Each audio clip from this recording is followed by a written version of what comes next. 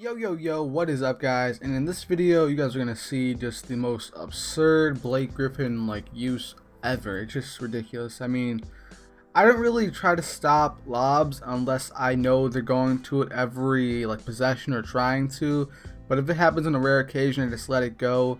But this guy is really nice with Blake particularly, and he uses this one move, the behind the back move, that just went right through fucking Steven Adams' leg, and you guys will see it later in the video, but it's just insane. Like right here, he calls an ISO on one side of the court, and then speed burst to that side of the court, does a behind the back dribble, and morphs into sort of like a dunk animation most of the times, unless Blake is usually tired, but it still doesn't matter in the case because even if his energy is drained, he is still gonna dunk on you. But that's another topic for another day.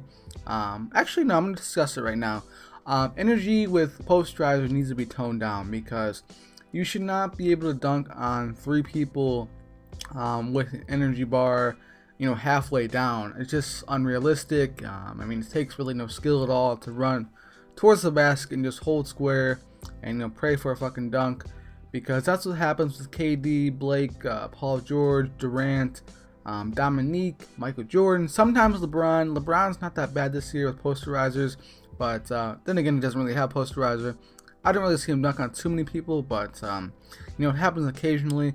And even the other day I seen Carmelo dunk on me with I think maybe 60% energy, and it's just absurd on how many animation dunks there are this year.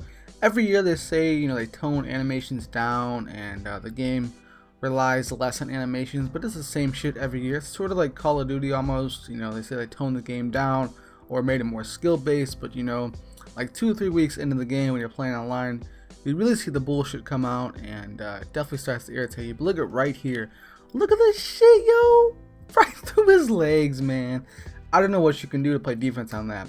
I mean, I bumped it, I tried to bump it, and it's right through my legs, can't do anything about it. So that definitely needs to be fixed for 2K15, because that's just ridiculous. I mean, if you can just do that all game, what's the point of even playing? But he's this nasty step back right here, and this guy's good, don't get me wrong, he's good, but with Blake, I don't know, I think Blake's just abusive as hell.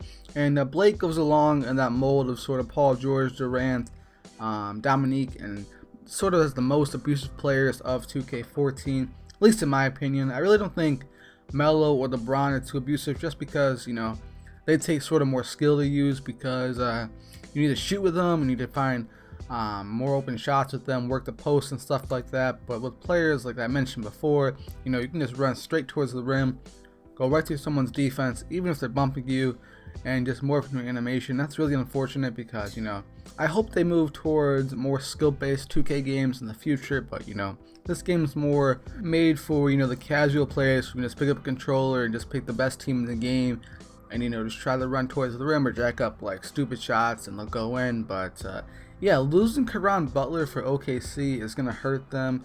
I don't know how Morrow is gonna replace them, because if you listen to my interview with Samaj, we were talking about how Morrow is a lot thinner and smaller than Caron. So I mean, the rebounding, it's not the greatest thing, but I definitely think it'll take a hit with the rebounding, losing Caron, because he's 6'7", 240, and he's a lot bigger than Morrow.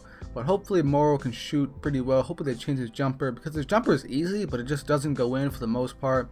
I'm not sure. It's sort of like Drew Holiday's, and I mean, I think they're both on the Pelicans this year in 2K14. So I mean, that team just got shafted this year with Tyreek not being able to shoot, Gordon's jumper being ass, Drew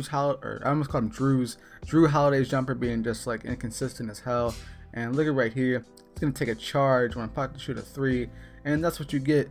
So yeah, this game is coming to a close. So if you enjoyed it, drop a like and subscribe if you are new to my channel. Oh, and also for August, I'm gonna be going back to the videos every 2 days now instead of every day, because sort of my team got stale. So that was the whole point of posting a video every day in July. But like I said, I'll update you guys throughout the seeds what my record is and how many games I lost, or if I lose any more. So like I said, drop a like if you enjoyed the vid. I'm out.